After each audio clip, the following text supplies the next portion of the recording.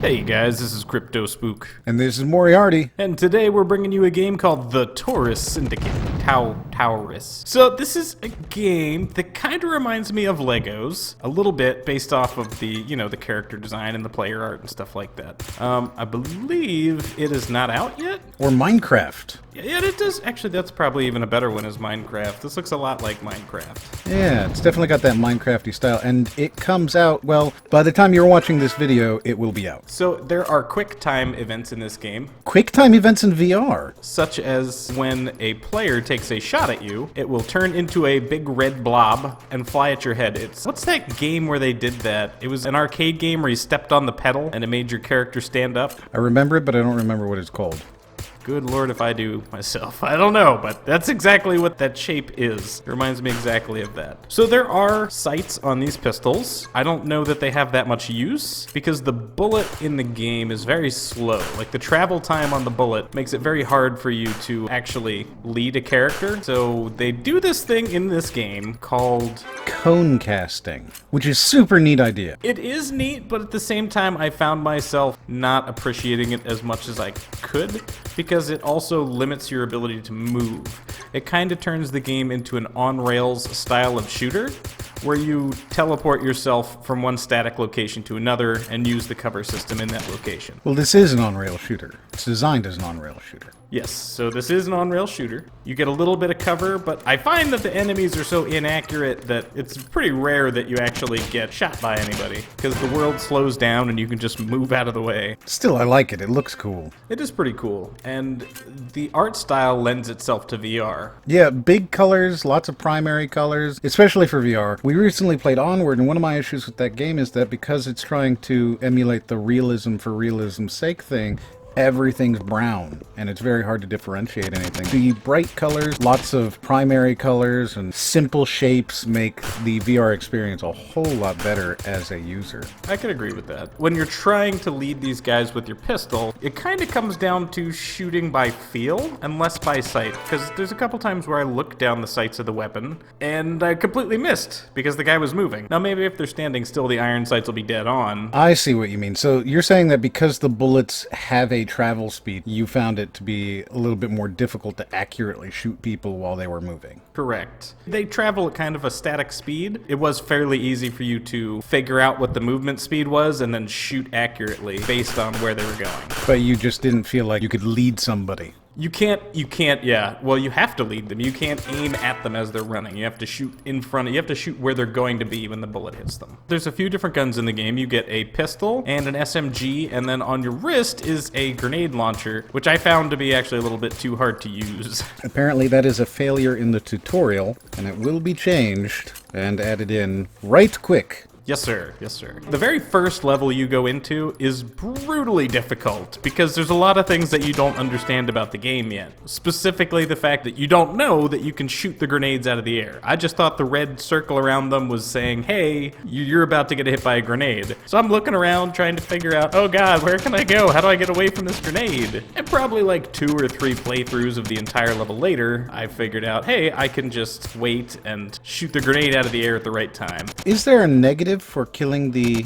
civilians? I assume that there's a heavy score penalty for it, yeah. So 2 other quick things that I wanted to note about the game itself and the gameplay. The reload mechanic. So you press the right pad to drop your clip, and then you grab off your hip another clip to put in the gun. Magazine, I'm sorry, somebody's gonna freak out that I said clip. And it's on a very small pocket in your hip. If you're crouched down, then you can't accurately grab it for some reason. And also, instead of going to the bottom of your right controller to reload the weapon, you have to go behind your controller and up, which just did not feel like the right spot for the reload to occur. In every other game, you just aim for the bottom of your controller when you're reloading, right? You just kind of tap your hand into it. Well, on this one, it is more towards your body and up. The gun is an accurate representation of where you need to put the new magazine. I just didn't like it. It felt a little bit unnecessary because I kept smacking my controllers into each other. Okay, I understand. So you'd rather that it took away a little bit of that realism for you. I don't don't even know that that's necessarily realism. That's just, I don't know, it doesn't seem like the right spot for that to occur. I mean, I should be slapping the bottom of the other controller because that's my physical interpretation of what's in the world, you know? And every time I smack my controllers together, that just takes a little bit of the realism away. See, if you crouch down a little bit, it makes it almost impossible to get the other magazine out of your hip pocket. So I think if they increased the size of the area where you could pull a magazine from, it would make it a lot better as well. So increase the magazine, change up the grenades a little bit, and also increase available placement for the magazines when they're going into the gun? Yeah, just make the draw area for the magazine larger, because there was quite a few times where I got killed because I couldn't get a magazine out when I tried to crouch behind something for cover. And you know, you may honestly not even need cover in this game, but I felt like I needed cover because there were so many people shooting at me. Right, yeah, no, I understand. The reason why we took a look at this game in the first place is because it has a cool new technology that you heard Crypto mention a little bit earlier called cone casting. It's an interesting way to allow a VR player to show what they're looking at and select things. So we've all played those games where something's really far away, but that's what you're actually looking at, and you go and you hit E or whatever, and instead it picks up the thing that's right next to you in the game because the game goes, oh yeah, but even though you're looking there, we're going to assume that you meant the closer item. The cone casting is a way of changing that around specifically for VR, and most importantly, specifically to allow you to do that for multiplayer without absurdly high recs. Requirements for what you need to do? Right. One of the reasons why you don't have any real true mirrors in a game. It's just too hardware intensive. Then transcribing that into multiplayer makes it even more intense.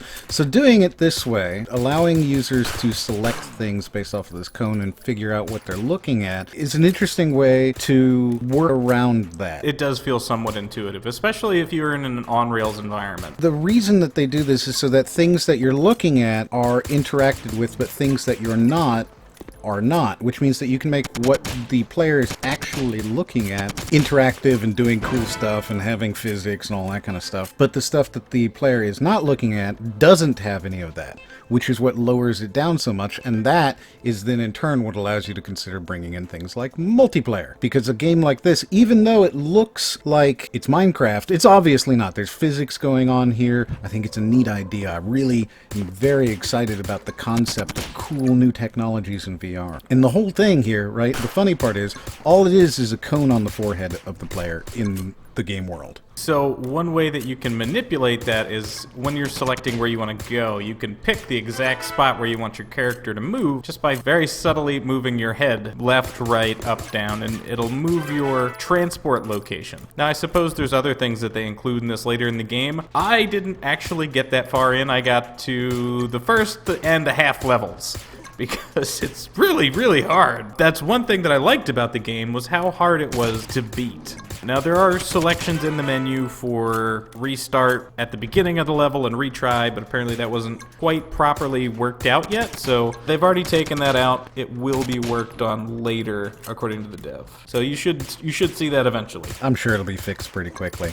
The developers seem to be very interested in actually making games that are fun and responsive to the player, so I already give them kudos for that. This could be a very long game. Just with the little scenarios and how long it took me to beat the first one and my inability to beat the second one tells me that this could be a legitimately long game. Now what about speed running and things like that? Is there anything that encourages you to go back and play it again? I absolutely believe that you could speed run this game if you were incredibly skilled with a pistol. That said, there is another gun. There are grenades, and there's also a UMP, which you only have a few rounds for.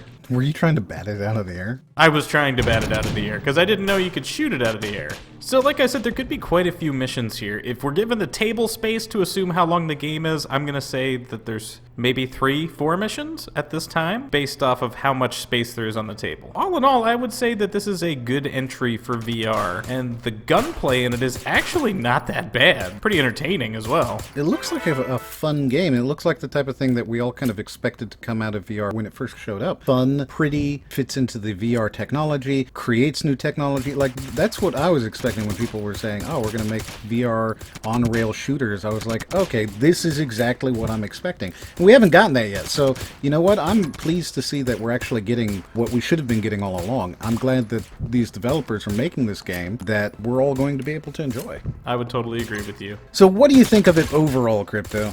I think overall it was a really fun experience, and it was actually difficult. Unlike most of these VR games where you're almost invulnerable, this game you have 3 lives, much like a classic video game, and if you don't use them well, you're going to regret the game. Let us know what you guys think in the comments down below.